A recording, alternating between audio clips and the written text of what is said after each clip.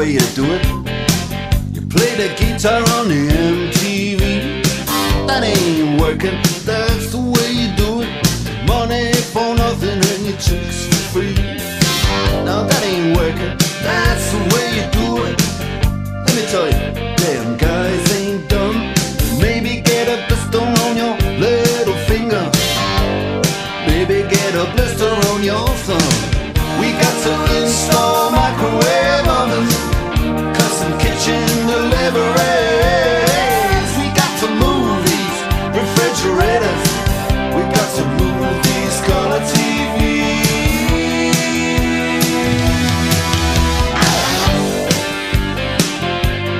Move on, move on.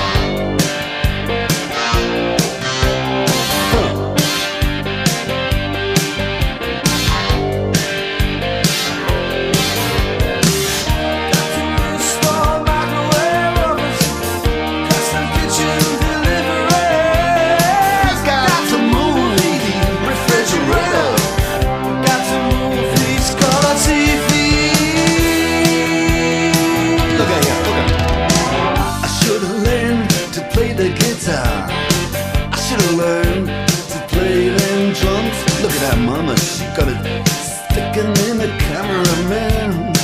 Oh, we could have some. And he's up there. What's that? Hawaiian noises. He's banging on the bongos like a chimpanzee. Oh, that ain't working.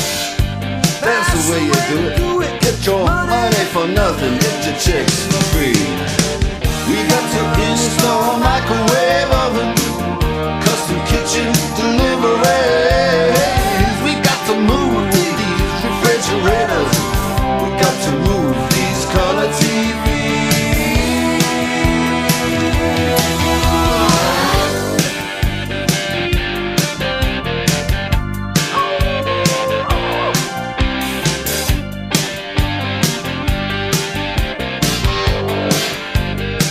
Listen here, now, that ain't working. That's the way you do it. You play the guitar on the MTV. That ain't working. That's the way you do it. Money for nothing and your chicks for free. Money for nothing. And your chicks for free. Get your money for nothing and your chicks for free. Look at that, look at that.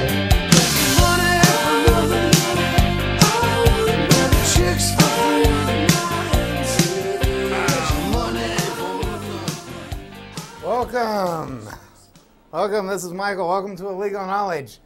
And you are watching episode 506, Let There Be Fiscal Sanity. And actually, I've been talking to the Twitter sphere about, I was hoping you were all watching Bill Maher just before this. He's got that show Real Time with Bill Maher, and then right after that, Overtime. And I was tweeting that it looks like right now, unfortunately, I'm not going to be able to take any of your tweets because the wireless system in the studio here is not working. So I'm not actually going to be able to take any tweets today. Hopefully, we'll get that fixed for the next show. But normally, let's go here, and normally we have the Twitter feed is at IKTV Season 5. For now, though, we'll be taking phone calls. If you do want to call in, there is a number there.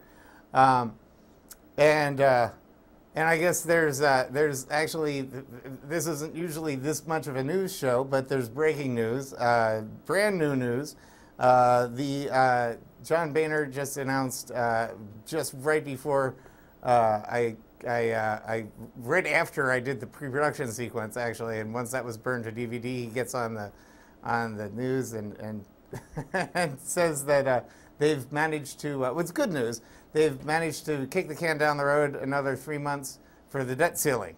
Okay, so that's where we default on all our loans if they don't fix the thing. So anyway, they're going to raise it enough for roughly 3 months, and well, it's basically to mid-April, and that's right when the government, the funding for the federal government comes due.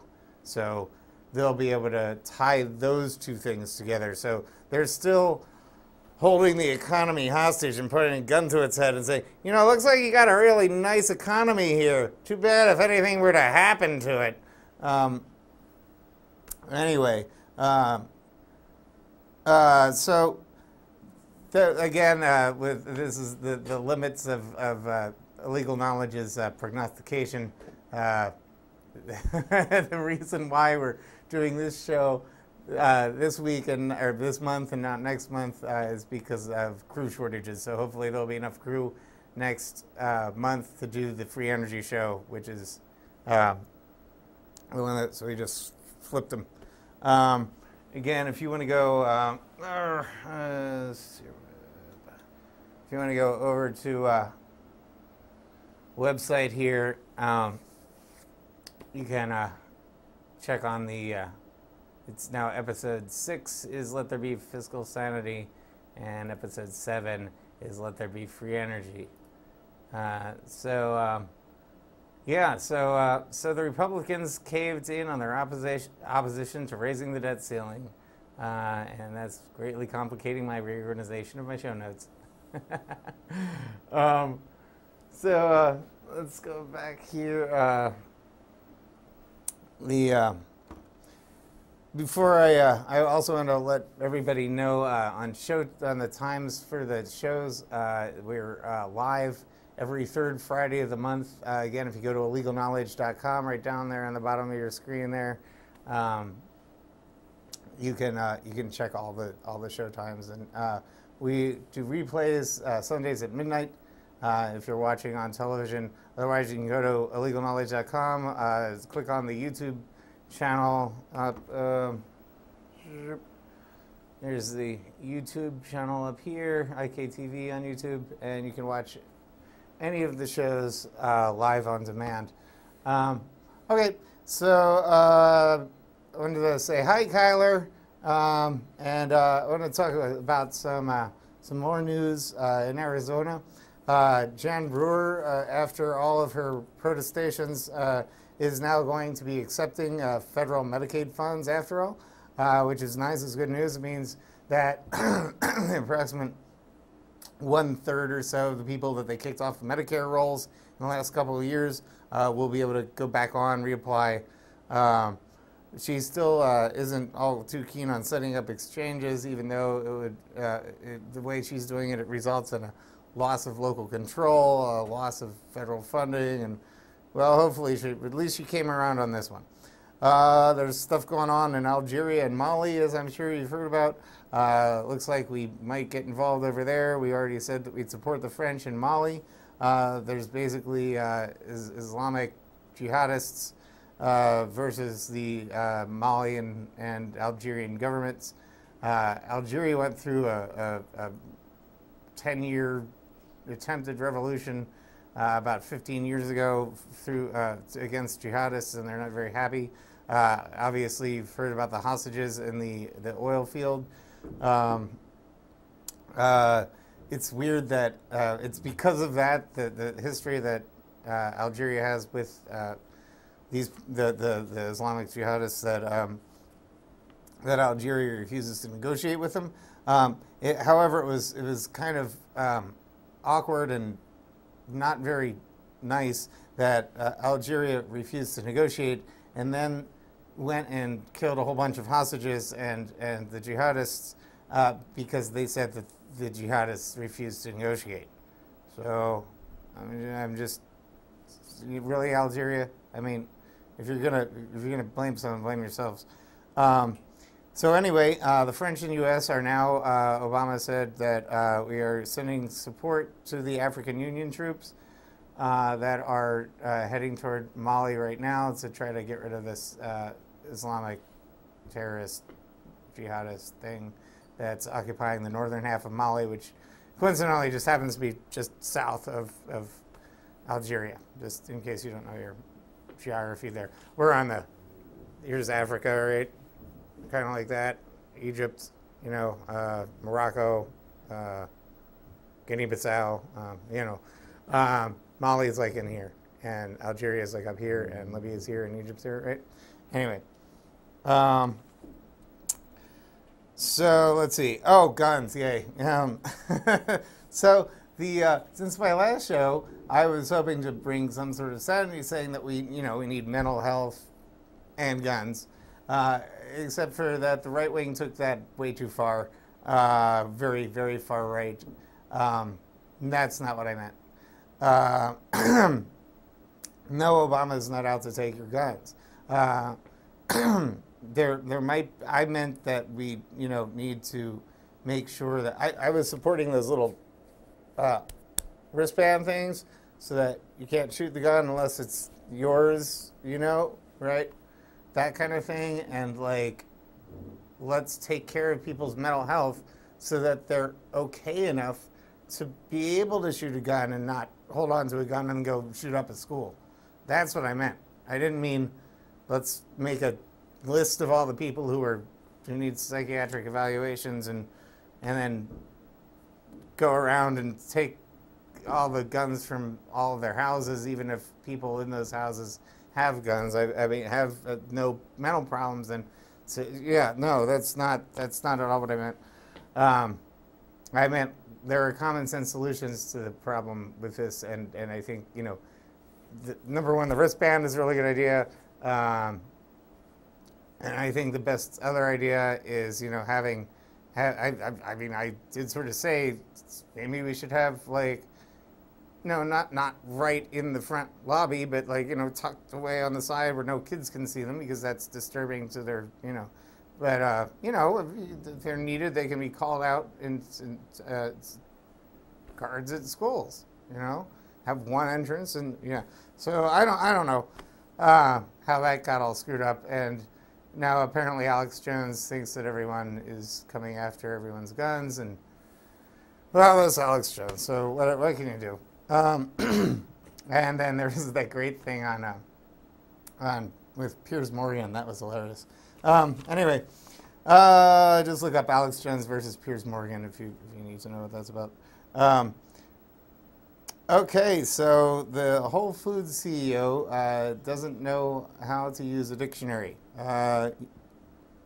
He confused fascism with communism by saying that the American Affordable Care Act, the Obamacare, is fascist. Fascism is what happens when the corporations control the state. All right. So in this case, he's saying that Obamacare is controlling the corporations, which actually would be socialist or communist. In communism, the means of production is controlled by the state and not by the corporations. Under fascism, the means of production, and by the way, he said that if you're going by the dictionary definition, he's got it right, but no, actually, if you go look at the dictionary definition for fascism, it says the means of production are controlled by the corporations, not the state. So the guy, I would say boycott Whole Foods, because the guy's got his head up his ass, all right? And he's going on NPR saying that he's obviously displaying his ignorance. People like that, and like Donald Trump, and there's a litany of them on the right.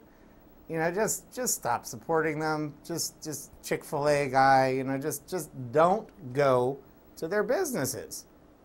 It's as easy as that. Just treat ignorance with, well, I guess you would treat it by making them irrelevant, as I keep saying. All right. Let's see. The weather, it's both colder and hotter. We just went through a really cold snap here in Arizona. I'm just checking the time there. It was down to 20s, 20, 22, 21. It never gets that cold in Tucson. All right, so that's weird. However, in Australia, it never gets to 127 or whatever it was the other day. Yeah, you can fry an egg on the rock or on the ground or whatever. Yeah. So what we're ending up with global climate change is climate change. Change, meaning It's hotter, now it's colder. Now it's hotter, now it's really hotter, now it's really colder. Now it's really hotter, now it's really colder. That's climate change. It's not global steady warming, it's climate change. Okay, sorry we called it global warming for a bit. Get your heads out of your asses. It's climate change. As I have said this since I learned about the ideal gas law in 10th grade. Oh, when you have a closed system like the planet and you increase the temperature, you're going to increase the pressure. PV equals nRT, right? All right. So as the temperature goes up, the pressure goes up. When you have a higher pressure system, you have a greater standard deviation of events which can occur. So that means you have a greater likelihood that stranger things deviating further from the mean will occur. So you're going to get bigger hurricanes, colder, cold, hotter, hot. All right. So yeah, it's going to get really cold in the winter. It's going to get really hot in the summer. We're going to have stronger hurricanes, stronger storms. We're going to probably have storms that look like normal storms that when they go across the United States, they somehow just turn into hurricanes over land. All right? Mark my words. All right. So anyway, that's climate change, and that's caused by the levels of carbon in the atmosphere. You can use carbon sequestration. We can use algal oils. There's shows where I've talked about this. Anyway, let's see. Obama's white male nominees. Obama's cabinet. Obviously, he's nominated a bunch of people like Jack Lew to the Treasury. The guy with the signature that goes like this. Anyway, the Fox News and Rush Limbaugh and people have been making a lot of hay about the fact that Obama just nominated, what, 6, 8, something like that, 6 white guys to the cabinet. Okay, well, he's got the most diverse cabinet and administration ever, even with 6 more white guys. I don't agree with some of his choices. However, it's weird, though, that Fox News would complain. Fox News. It's weird that they would complain because they were the ones who were complaining when Obama was picking very diverse candidates for his cabinet. They said, oh my, he's making it blah, blah, blah, blah, blah. Ooh, ooh, ooh. You know, and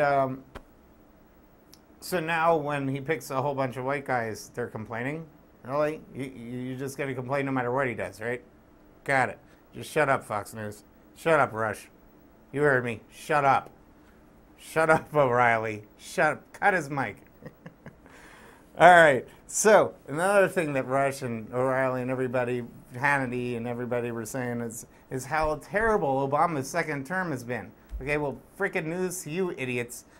Obama's second term, 2 days from now, when he's officially, well, ceremony, the big ceremony happens on Monday, but the swearing in has to happen on Sunday, so there'll be a little Supreme Court, President, a couple witnesses thing going on Sunday, and then the big inaugural blah, blah, blah happens on Monday. But anyway, Obama's second term starts on Sunday at about 2 p.m. All right, so how bad is his second term? Don't know. Hasn't happened yet. He's still in his first term, idiots. All right. So don't complain on how bad his second term is going when it hasn't started yet. Really? Okay. Anyway. Speaking of people who are completely nuts, I was going to talk about the Teabaggers Tea Party. Apparently, like I was saying right at the onset of the show there, back to the topic of let there be fiscal sanity. The Teabaggers are not as crazy as I thought. They apparently went into their little nice digs over the last couple days. They were staying at some luxury hotel or whatever, and they they came out thinking, well, you know what? Maybe it is really, really, really dumb to try to hold the economy hostage, at least right now, when basically they have no leverage to, well, pretty much affect anything regarding what's coming up first. Okay, is the fiscal. What happens is they kick the can in January. That's where the fiscal cliff was supposed to be. So what they did is they just moved the cliff over by 2 months to March 1st. Okay. And then there's that problem with the debt ceiling. That's now fixed, okay, or at least until April. But that was going to happen. Actually, it was. So I guess they only really moved it a month. So they moved that down a month, the debt ceiling, because that was supposed to expire. Well, I mean, it already expired, and the Fed is doing like weird bookkeeping just to. Sure, that looks like that number, just to make sure that. We don't actually default on our debts, and so people can somehow think that they're getting paid. However that works, I'm not even concerned that much. Well, I mean, I'm concerned obviously about the Fed overreach and all that, but exactly what tricks they're doing to get the books looking supposedly right, it's all nuts. It's all just throw it all out. So I don't really even care. Anyway, so what was going to happen is come March 1st, they were going to hold what happens is we cut a whole lot of defense spending. We don't cut a lot of Social Security or Medicare, Medicaid, but we do cut a lot of defense spending. And then they fixed the thing with the taxes in January on the New Year's. All right, so they fixed that part. Yeah, so it's just that. It's just the cuts in defense spending, really. So so they really don't have any leverage. What do they say? Well, if you don't reinstate defense spending, we're gonna kill the economy. Well, wait a minute. Hold on. If you kill the economy, how much defense spending do you think is going to be happening? All right. Just okay. All right. So yeah. So obviously they realized that that was an insane position to take. Plus, it's like, what are you really going to say? That you're gonna? I mean, okay. I'm like trying to reuse all these lines that I had in here from before they did this compromise. But what are you going to say? That you're going to pay China and not your Social Security beneficiaries and your veterans and your soldiers and your defense contractors and yeah, what are you going to do? Yeah, all right, you're going to pay China instead. Okay, when they were talking about what was it? Prioritizing payments. Anyway. So what they're doing now is they're moving that till mid-April or so instead of mid-March. Now what happens is they're basically going to just, I don't know what they're going to do with the defense cuts. Maybe they'll let them go through. I have no idea. It didn't really talk about it. There is an article that I found. It's the one that I could find. It's right up here. I have it linked from the website right here. Republicans caved on the debt ceiling. And the article, let's see, it's from the Washington Post. And it doesn't really talk about, in the fiscal cliff fight, the president had greater leverage because current law was on his side, blah, blah, blah. It doesn't really talk about what they're planning on doing with the fiscal cliff.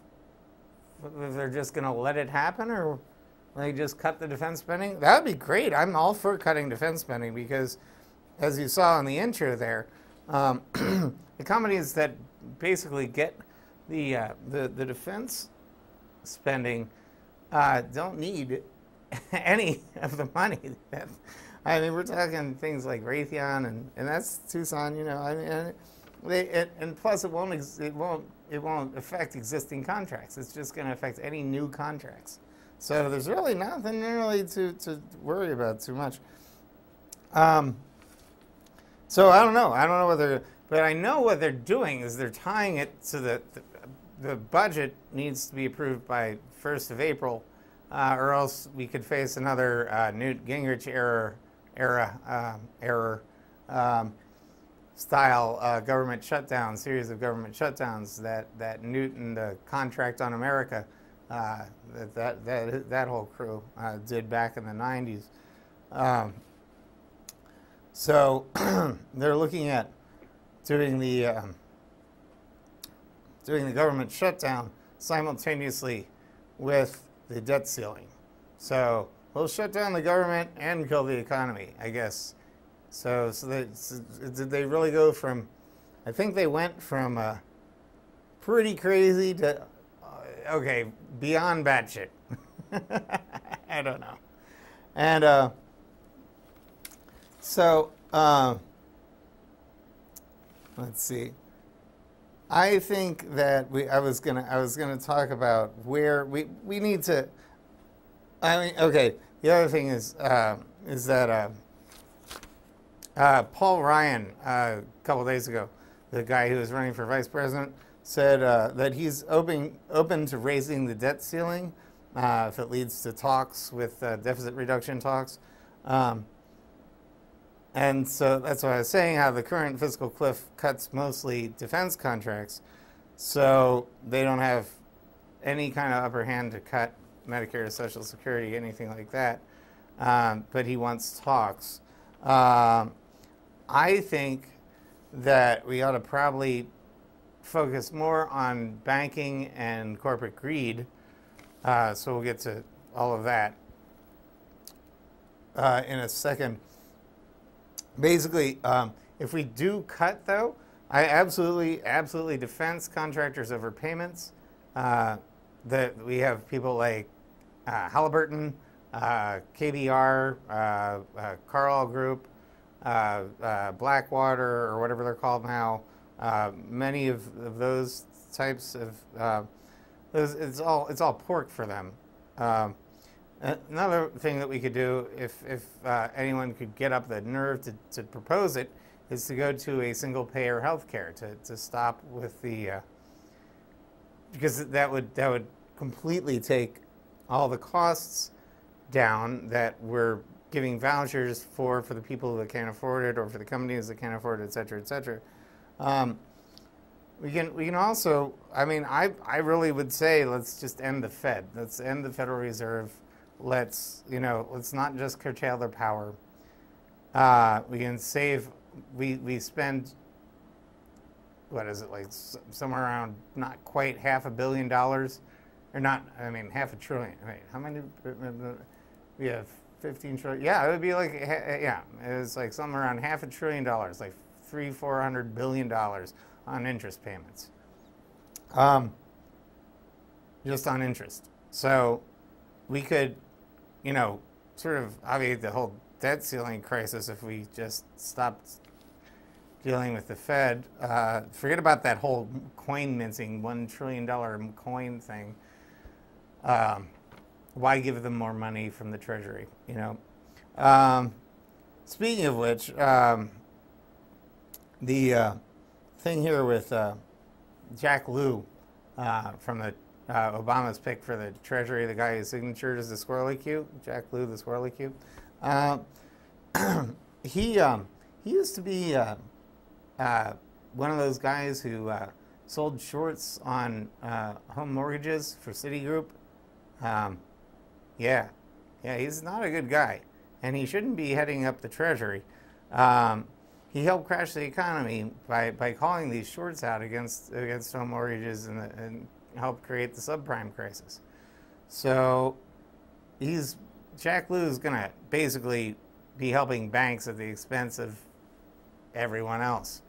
So he's not really the pick for that, in my opinion.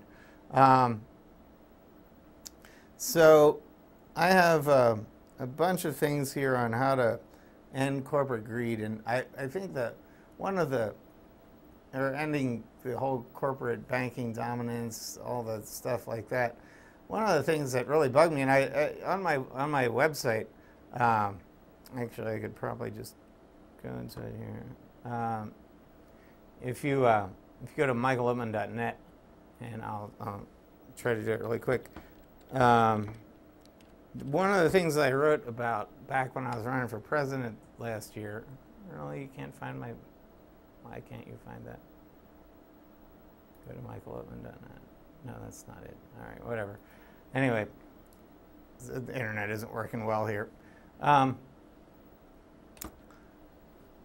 If you scroll down, HSBC, the bank HSBC on michaellittman.net, there's a little thing there regarding how there's a whistleblower who came out and said how HSBC was laundering money for drug cartels. And well, anyway, as we've heard, that was just in the news.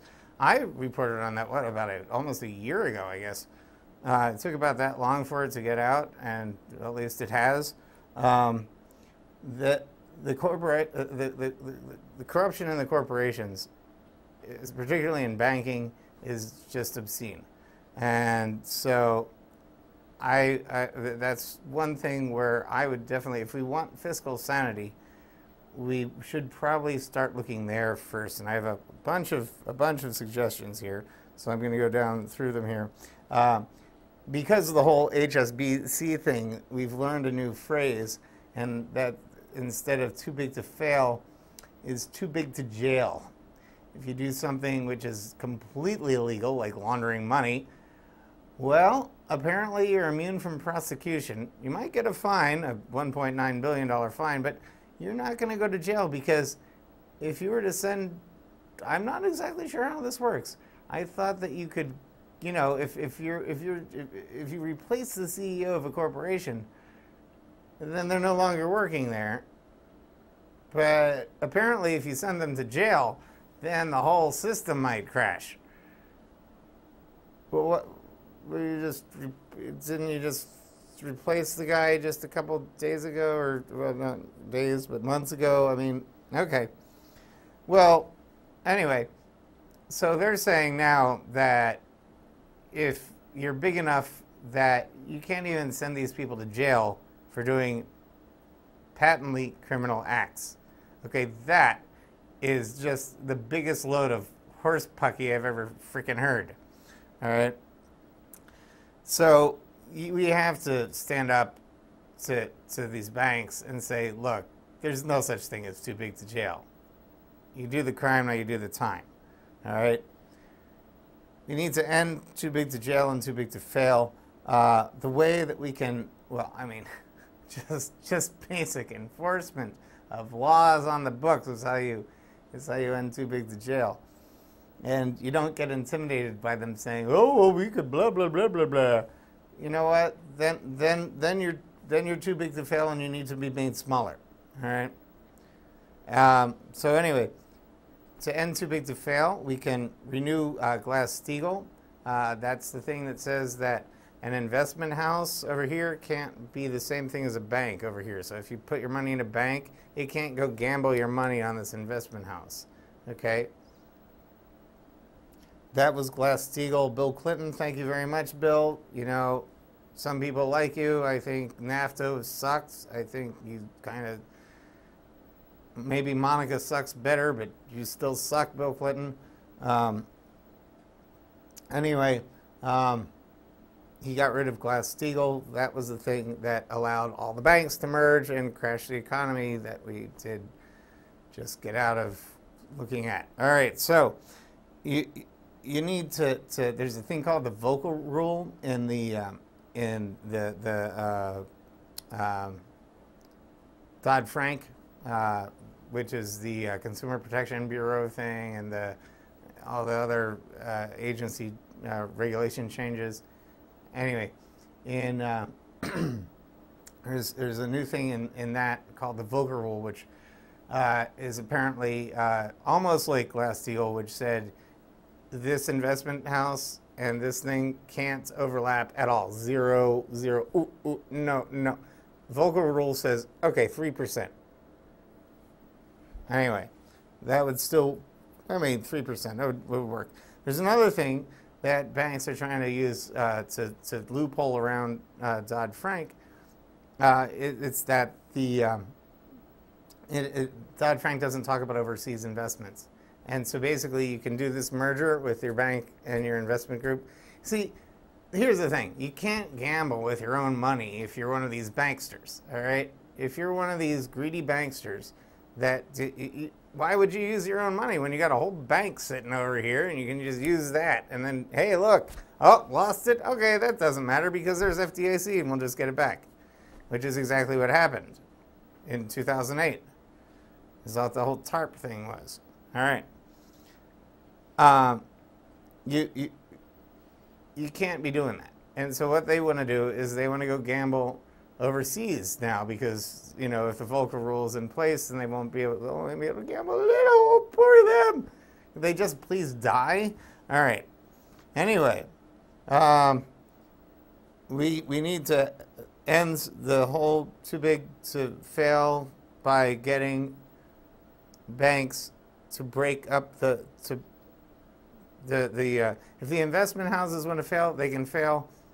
They can, but they can't take the banks with them. That's how you end too big to fail. That's the whole Volcker rule thing. All right.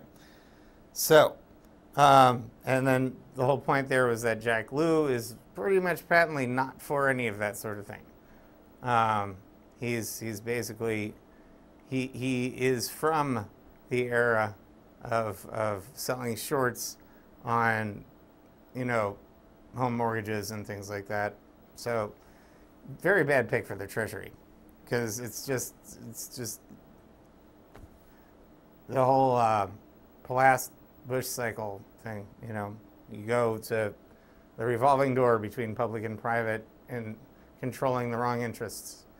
Speaking of regulations, we have the Consumer Protection Act, Dodd-Frank Consumer Protection Act. The Consumer Protection Bureau doesn't have anywhere near enough regulators. It's also missing some of its the board that actually makes it up so that they can have enough people to write the rules that need to be written according to Dodd-Frank. They need to be still appointed by Obama. What's going on with that? They need to not be confirmed. I think they just need to be appointed. The Securities and Exchange Commission is missing its secretary. Right now it's a deadlock 2-2 Democrat-Republican. No rules or policies or actions can be made without, and again, Obama just needs to appoint the SEC chairman or chairperson. The Commodity Futures Trading Commission, same thing. They all need more money and more enforcers, more regulators to go around. Obviously, if they can't notice that HSBC through the Federal Reserve Board is, well, laundering trillions of dollars, they don't notice that trillions of dollars are being laundered through HSBC, and as I said, the Federal Reserve must have known about that, and the enforcement should have been able to pick that up, but they have so few people watching because there's so little money being given to these agencies, and the fact that Obama is not appointing anyone to oversee them, we're ending up with this problem. And that is how we can, that's one of the ways that we can end corporate greed, is to have it regulated more at all, really. All right. Corporations have to pay all of their taxes. Duh. But most corporations, most really big ones, don't pay any taxes. Like GE or like the oil companies, they get subsidies. We need to end subsidies for profitable industries. Corporations need to pay all of their externalities. Now, what's an externality, I'm sure you're asking? Okay, externalities are what happen. Let's say I have, I don't know, a paper mill, all right? and it's on the bank of a nice river, okay? Because, you know, you need water for the paper mill, right? You take the wood in, and then you pulp it, and you bleach it, right? And then you add some other weird stuff to it to make the paper all nice and BPA or whatever, nice and shiny and whatever. Okay, so after I just dump all that extra stuff into the river. Okay, well, it's pollution, but not if it's not regulated. And then what an externality is there would be a pretty big cost that I'd have to take all that stuff that I'm trying to dump out into nature, just air pollute, because I don't have to pay to clean it up. There's a pretty big cost associated with having to clean that up. Okay, well, corporations need to pay those costs. If they shift them onto the environment and burden the rest of society with them, they need to probably pay an even bigger cost. But what the corporations need to do is they need to be responsible for their externalities. So if I'm operating a paper mill and I just dump all these dioxins and whatnot down the Clark Fork, say, just south of Missoula, or well, downstream of Missoula, I guess that would be to the west, then I should be the one to pay for the cleanup of the entire Columbia River Basin. All right? Now, that obviously doesn't happen, but it needs to start happening, because what you'd end up doing is you'd have corporations that operate more sanely and less greedily. We need to increase worker pay and benefits, because what's going on right now is that corporations workers for most corporations are in the highest levels of productivity that they've been forever. Like, since work happened, this is the most productive phase ever of any time in history. Workers are getting paid less and less, mostly through slight inflation, and wages go down sometimes through attrition. You end up with people, the new hires get paid less than the old ones, and then they get fired or laid off or whatever. And benefits. And we need to, pretty soon, we're going to be at the stage where we're going to need to bring unions back.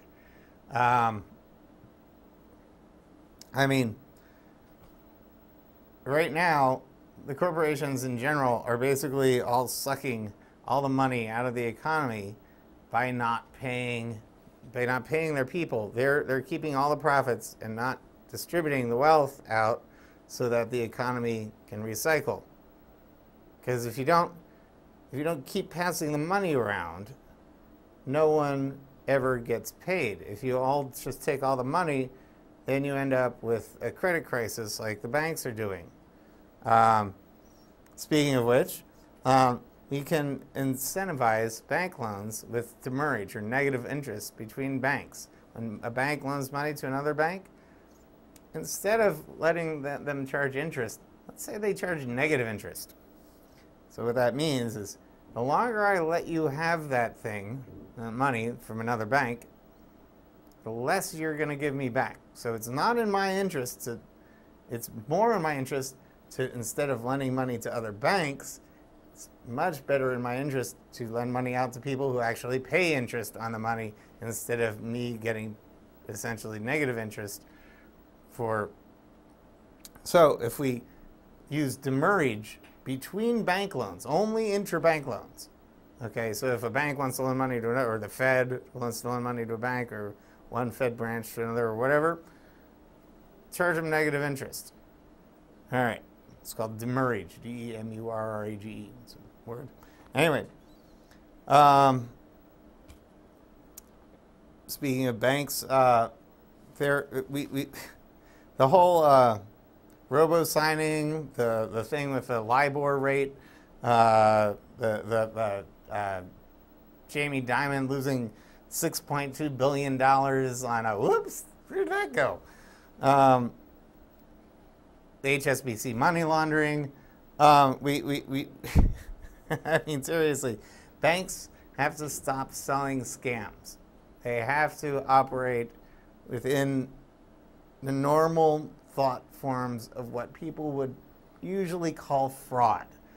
Like, you can't be operating fraudulently. Stop selling scams.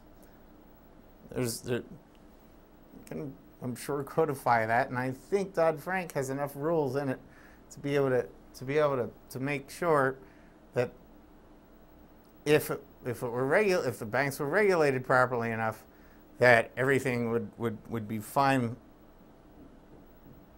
with detecting fraud and bringing it to the attention of the proper SEC or the Consumer Protection Bureau or whoever. But they need the people to go out and do that. They need the regulators to go out. They need enough money to pay them to go out, to have enough people to go out and watch all these things happen. All right. Let's see. We should probably keep inflation around 0 as well. Now, the other thing that we can do to end corporate greed is to create different corporations and to show by example that you can use stuff like green energy technologies and green materials production. You know, like stuff that doesn't pollute very much to create. And, you know, making things like windmills and, or, you know, the big ones.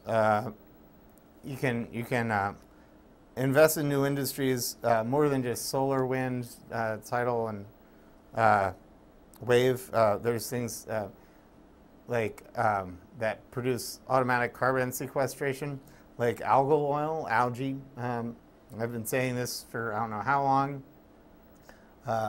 You can have algae absorb the carbon dioxide from the air and make more algae with it, so that you can make oil just directly from. You can use the extra carbon in the atmosphere to feed the algae to make oil. So you don't need to drill for oil and ruin the fisheries. You can just get it out of the atmosphere where we keep putting it up and make oil with that. Algal oil. You can do that. There's a couple places that are doing it now. What was it? I think the movie is called Fuel, actually. But it's a documentary. Anyway, let's see. I was going to talk about. Well, anyway, here's the thing. Oh, speaking of Jamie Dimon, I do have to get this bit in because I said I'd do it. Anyway, you know how that whole stuff with Lance Armstrong happened, just with him on Oprah on Monday, and then with the interview coming out yesterday. And it's, I mean, I heard excerpts from it, and it was basically, you know, Oprah's asking him, well, did you do this? And he's like, yes. Did you do that? Yes. Did you? Yes. Did you do? Yes.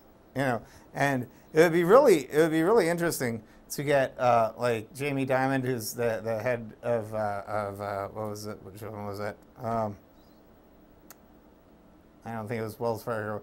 It was, I think, was it? Oh no, it wasn't Goldman Sachs. I forget. It was one of those. Anyway, he was the guy who went in before Congress. He was the guy who lost the $6.2 billion. I forget which bank that was. Anyway, to get them in before Congress and ask questions like Oprah was, or maybe just on Oprah. And did you lose $6.2 billion? Yes. Did you attempt to defraud the American people? Yes. Did you, you know, and just go on and on. It would be great to see that happen just like that. And it would probably take our minds off Lance Armstrong. So, the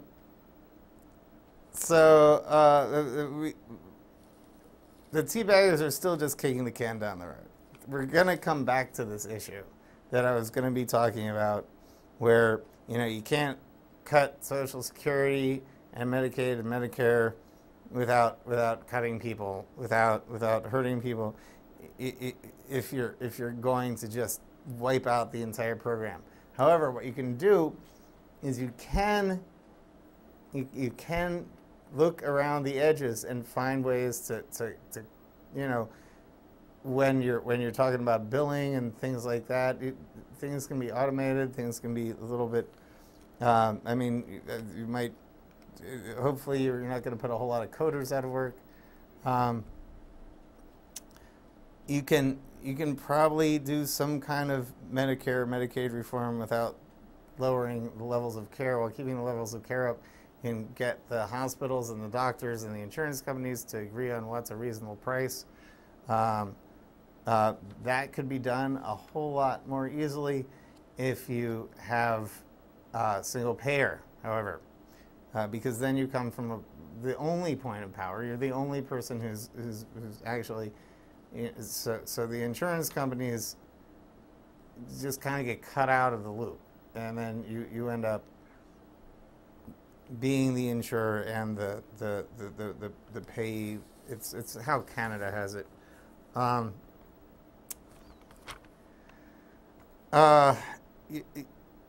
Okay, let's see. I wonder if we have any phone calls. No, it doesn't look like it. All right, so much for the phone calls. But do go to the website. Let me switch back over there.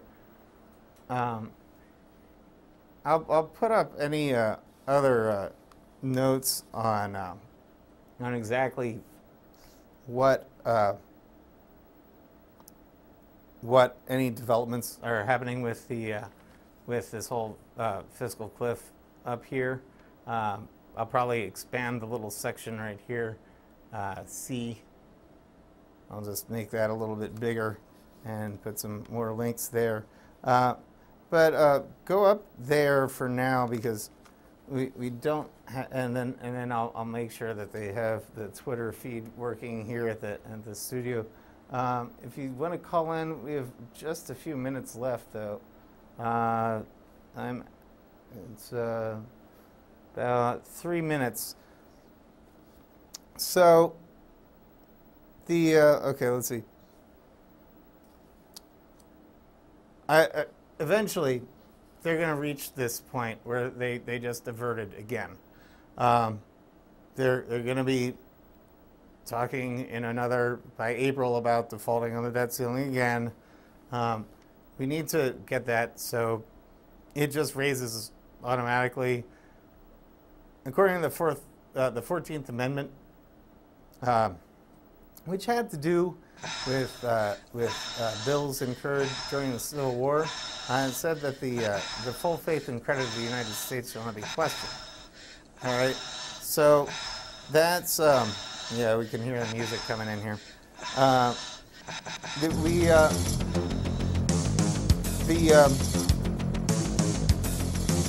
We can use that as a way of making absolutely sure that the U.S. doesn't default on debt ever, by keeping the debt ceiling out of the picture. You take away the gun from the hostage, the guy who's holding the hostage, basically the Tea Party. Take away their gun, which is the debt ceiling. The fact is that the debt ceiling doesn't authorize spending. That would be the budget, which the Tea Party in their own house has to pass. So if there was too much spending, it's because they authorized it in the first place. The debt ceiling, which we will reach again in April, is just going to authorize the selling of additional debt to other countries so that we can pay for the spending that already occurred. All right. I wanted to say one other thing about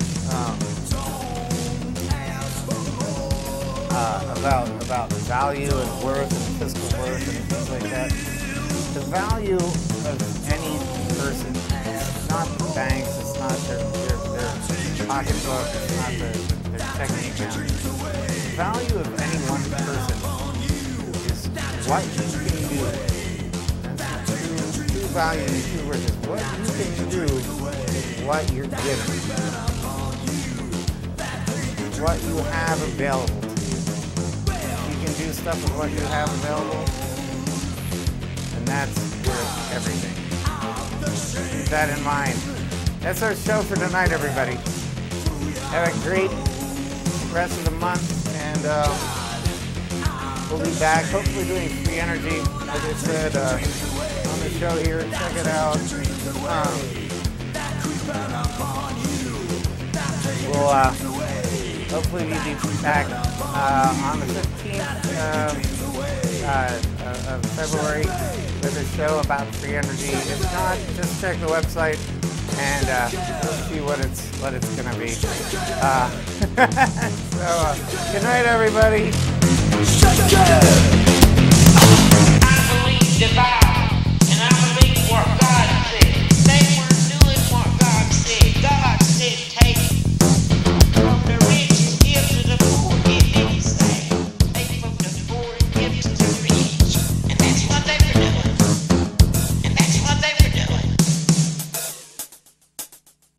I believe divine, and I believe what God said. Money